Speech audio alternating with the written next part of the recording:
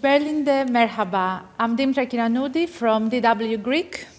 Γεια σας από το Βερολίνο. This is Sinem Özdemir from DW Turkish. And we are happy to welcome Ms. Liza Badum from the Green Party, head of the German-Greek Friendship Parliamentary Group. And Mr. Max Lux, also from the Green Party, head of German-Turkish Parliamentary Assembly. We still see that the meat of secret clauses of Lausanne finds acceptance among some segments in the Turkish society. Some people believe that there is a hidden agenda and even Turkey's sovereignty might be under threat.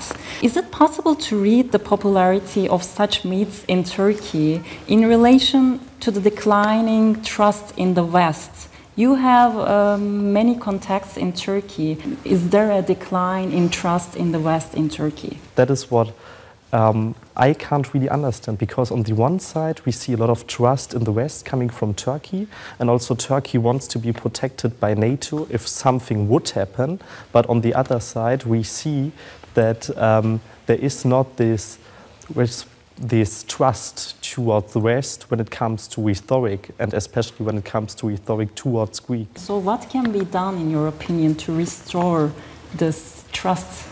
So I think we should understand one thing by the contract of Lausanne.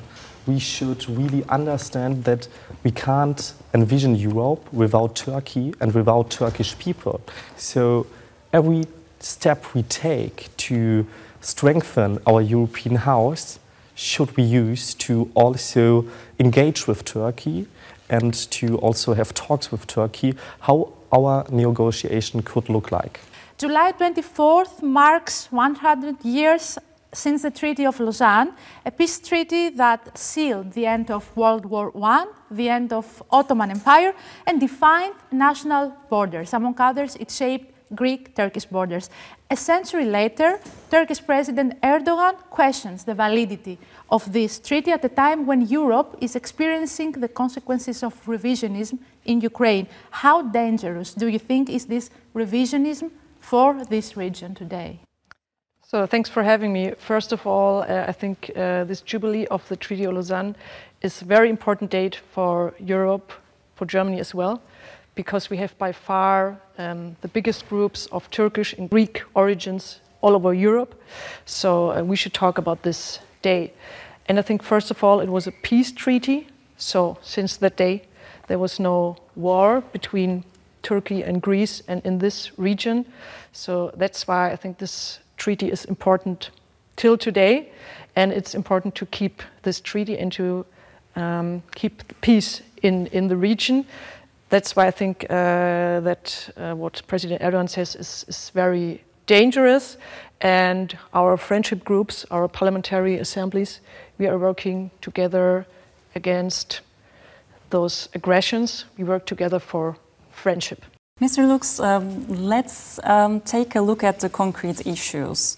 Ankara accuses Greece of arming some eastern Aegean islands in violation of Lausanne as well as other international agreements.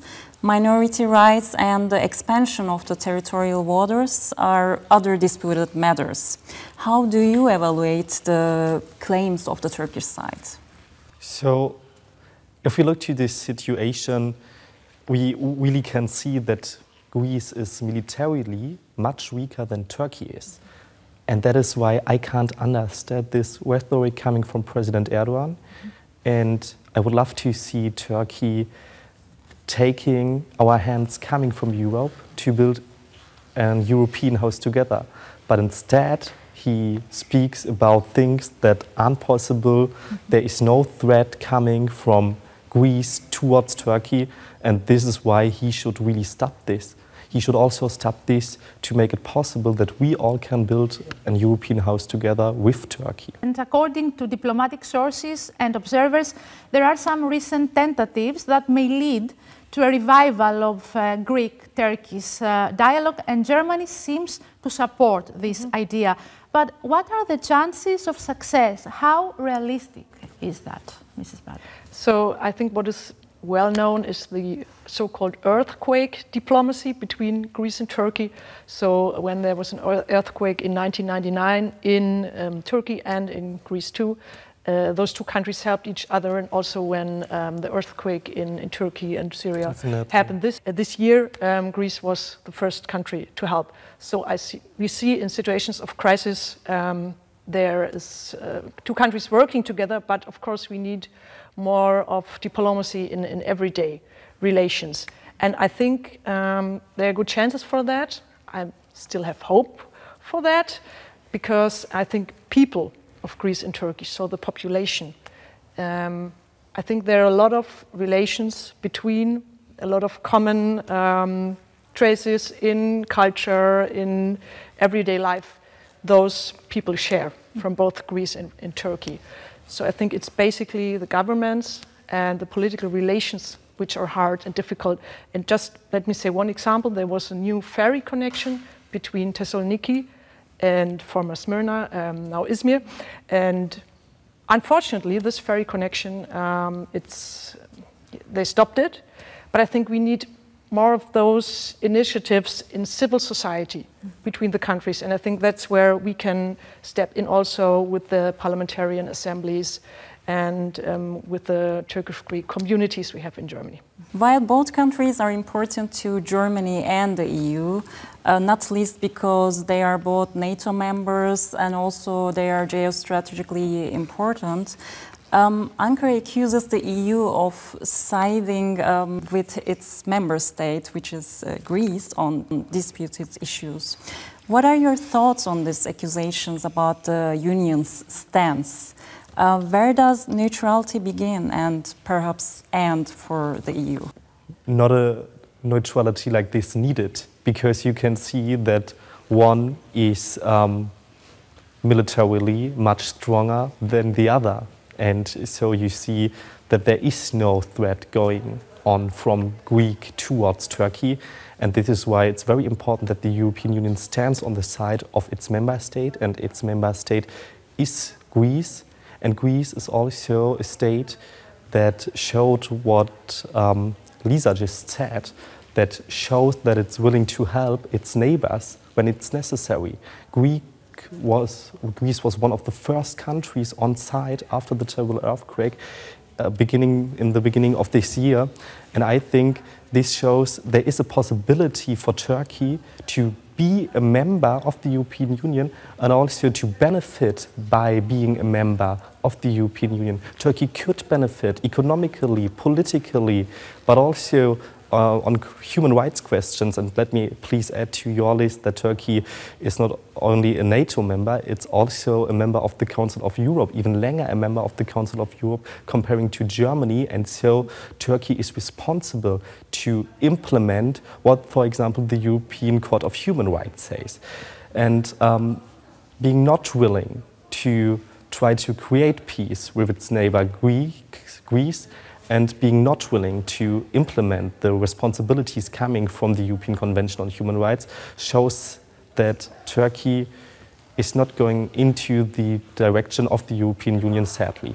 How sincere do you think are politicians, and more specifically the newly elected but still old governments in Ankara and Athens, when they say that they do want to resolve the Greek-Turkish issues? So maybe I can start. So, I mean, the new Greek government is the old government, so it's Prime Minister Mitsotakis.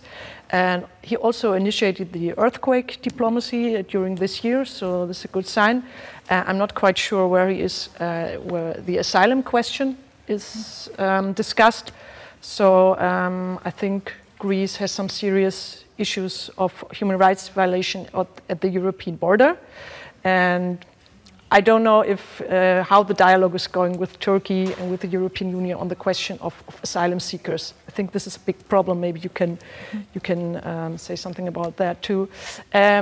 Another option where the two countries could work together is the topic of renewable energies. So as far as I know, Mitsotakis, the new government, they have ambitious goals.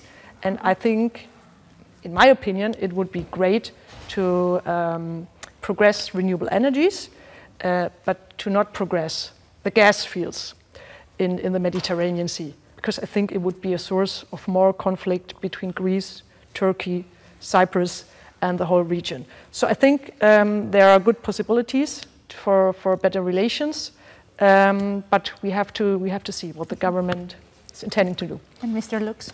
The Turkish government needs Greece and Europe, especially economically. And so they, from my point of view, some parts of the government and also the governing party in Turkey are willing to make their relations to Greece more strong and also more sustainable. But we as Europeans and we as Germans, we should be very clear that we are not willing to give up any position for this, because we want to see that Turkey is willing to find peace. You already mentioned Germany's possible role, but some blame Berlin with unwillingness and even lack of diplomatic power. Although your government seemed to seek a more active engagement, could Germany eventually bring all sides together at a table where maybe everyone could leave satisfied?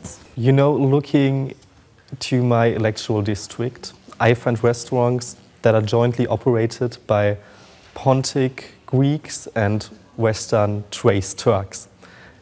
And I can't even understand whether they are speaking Turkish or Greece. And I think that shows that Germany already brings these population groups together. Mm-hmm. And Germany would love nothing more than seeing their home territory being part of the European Union. Germany is the only main power in the European Union that really supported Turkey on its way toward the European Union and on its way becoming a member of the European Union. And Germany would love to take on this role again. Germany wants to take the lead for a Turkey that becomes member of the European Union. And for me as a foreign politician, it's very sad that we are in a situation where we just can't. But we want to, and I think we will see it in my lifetime that Germany will take this lead, because Turkey's democracy is still strong, Turkey's civil society is still strong, Turkey's journalists and democratic politicians, they are still strong, stronger than in some Eastern European states, and they will show us that Turkey will be a democracy again. If Turkey will be a democracy again, Germany will fully support Turkey on its way to the European Union. Mrs. Lisa Badum, Mr. Max Lux, it was a pleasure to have you here at DW for this topic, for this interview.